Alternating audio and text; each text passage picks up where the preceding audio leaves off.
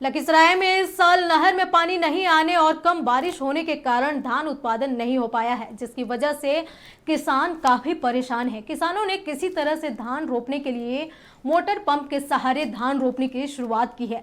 वहीं किसान बताते हैं कि 15 अगस्त तक ही धान रोपने का लक्ष्य रखा गया था।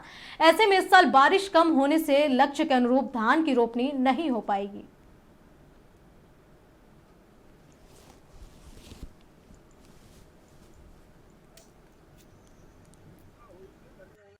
जिसको व्यवस्था है मोटर का बिजली से, वो अपना खेत लगा रहा है, जिसको नहीं वो अपना ऐसे भी देख रहा है।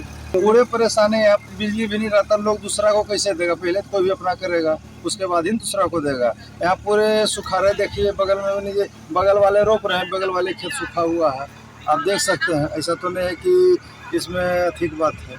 खेती से गुजर रहा है। इस महीने जिस अनुपात में बारिश हुई है, शुरुआत में बारिश तो हुई, मोरी तैयार किया गया, लेकिन अब बारिश नहीं हो रही है तो रोपनी भी हम लोगों का प्रभावित है।